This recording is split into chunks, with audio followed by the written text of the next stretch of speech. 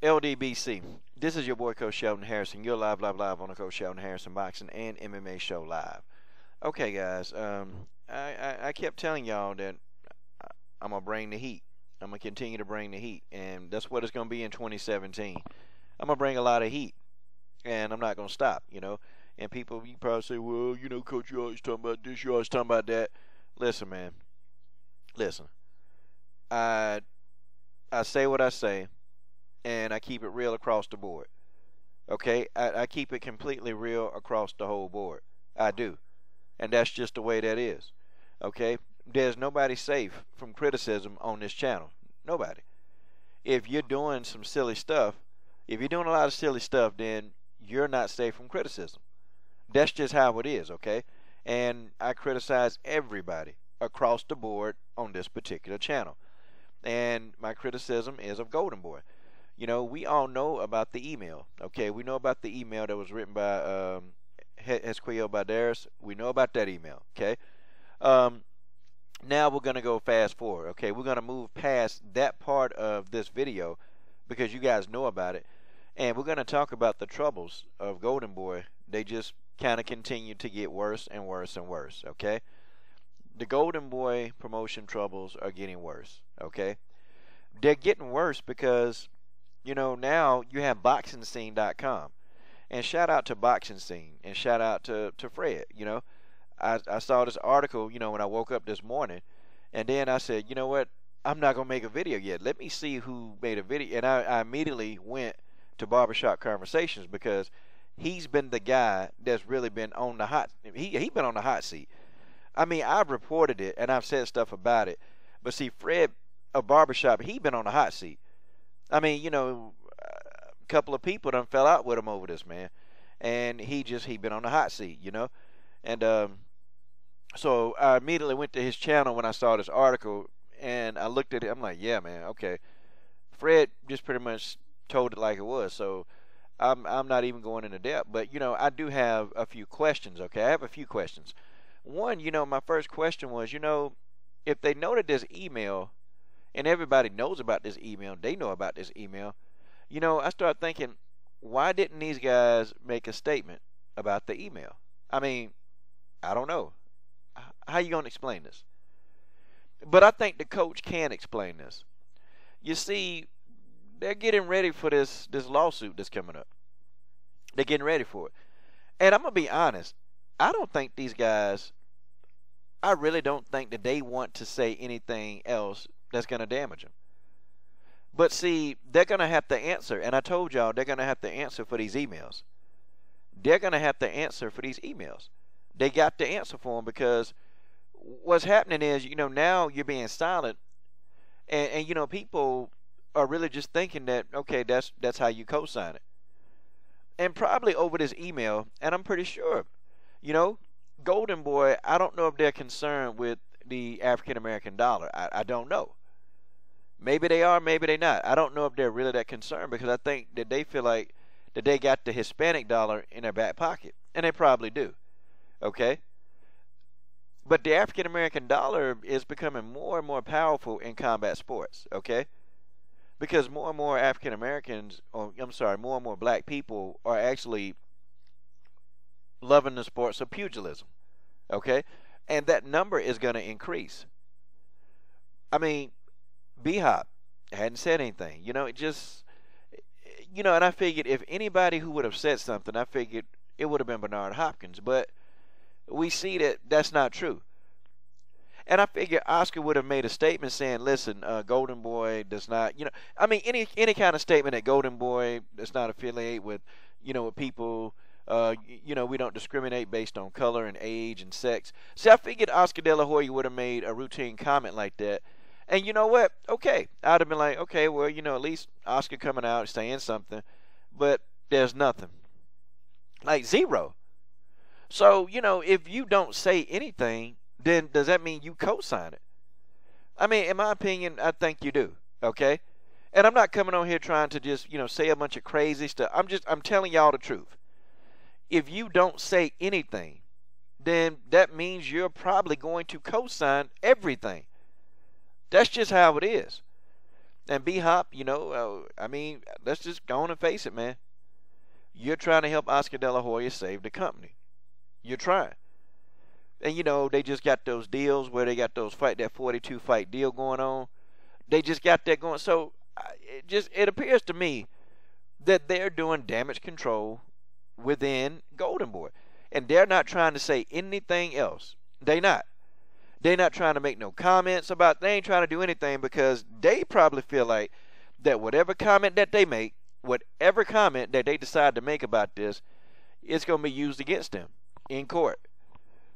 I don't know. Maybe they're thinking long term.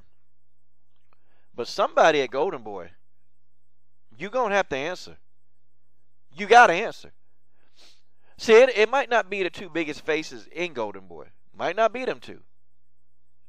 But it would have been better coming from one of these two. Even Oscar, it would have looked better on Oscar if he would have had B-Hop address it. Hey, listen, I work with Bernard Hopkins, and I've had the pleasure of working with Shane Mosley. Come on, that's ridiculous. He didn't even say that. Now, the fans of Golden Boy promote, they've said it. I mean, the fans have come to the defense of Oscar, but if you don't say anything, in my opinion, it just means that you basically, you co-sign it. And I understand there are certain issues that you don't talk about. It's just certain things you just say, okay, I ain't talking about that. But I don't think this is one of those issues. I think this is something, as the CEO, the president of his own company, this is something you talk about. I mean, this is, just like when a major corporation, any major corporation, when somebody said, hey, one of your employees are being racist, you immediately hear a statement from the corporation. And they may have an interview, or somebody may write an article on a statement that they say, but you immediately hear a statement. They immediately drop a statement to try to, calm everybody down. That's what they do. Okay? I remember even I had a situation happen to me at Publix where, I had one of the managers, follow me around the store, and it got really heated. It got real heated. I literally cussed him out, and I called him all. I cussed this dude out tremendously. And, the first thing that Publix did, and I got a pending lawsuit against Publix. But the first thing that they did was they called me. They called me up and they said, listen, we don't condone that kind of behavior, blah, blah. That's what they said. See, you get, and this is not just some stuff. This was the guy. This was like one of the regional CEOs of Publix. He called me and said, listen, man, this is not something we tolerate. I apologize. That employee had been reprimanded. I mean, man, listen, they said the whole 9 yards. Listen, you want a bunch of gift certificates? I said, man, I don't want that. But in the end, this is how a bunch of corporates, that they conduct themselves. But, Golden Boy and Oscar De La Hoya, they not doing anything. They saying nothing. And that's crazy. Now, we're going to talk about it. Black Hitler, boxing and and it's funny how you got Dan, and I'm not going to call him Fat Boy in this video. I ain't going to call him out his name today. I'm going to really use his name because I'm being serious, y'all. Okay? Dan Raphael, it's amazing how he got really excited about Golden Boy getting these fights, But it's like, since the inception of PBC, Dan Raphael, you've had that other guy, the guy with the ponytail. I keep forgetting that dude's name. I always forget. I just call him Robin. Now, I said I ain't picking at him, but I always forget that guy's name, man. Oh, Doug Fisher. You had Doug Fisher. You have Dan Raphael. You've got Steve Kim. These guys, they've been going hard on Al Haymon. I'm talking about hard since PBC. Real hard. Even though, the model is you're bringing boxing back to free TV. Okay, that was the whole narrative. You're bringing boxing back to free TV. You're doing that. And, you would think that people will be overly excited about it. But these guys, they ain't been excited about it. But now we know why. Now we know the truth. Now we know that in their back pocket, we know that they're in cahoots with Golden Boy. So it all makes sense, okay? Yeah, you discuss what you don't like. You discuss it. Because in the end is the narrative was to help Golden Boy get back to prominence. So you got to have a handful of people at the bottom who's actually helping you, okay? And that's what it is. Well, and I won't even say Steve Kim at the bottom. He's a journalist. Dougie Fisher is a journalist. All these guys are journalists, man. Every last one of them are boxing journalists.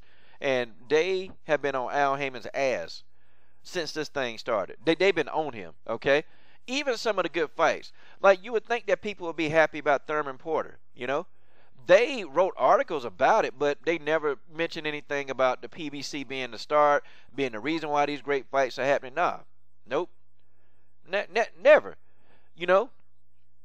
But, it's kind of weird. But these guys, now when ESPN get their fight card and getting their whole thing, just the same kind of inception that PBC is doing, Golden Boy doing, oh, they're happy about it. Come on, folks. I'm sorry. I know some of y'all, well, black people always complain about racism. Well, you know what? When it comes to my people, I am going to speak on it. Folks, I'm sorry. I don't want to alienate people. I don't like doing that. But I have to speak on it. I have to say what's on my mind. And I can't not do it. And I'm going to do it. And that's just how it is. Hey, so be it, But I'm going to do what I got to do. Because I'm not going to build my channel off of, just playing the status quo. I can't do that. Okay? I'm going to build my channel based on my convictions.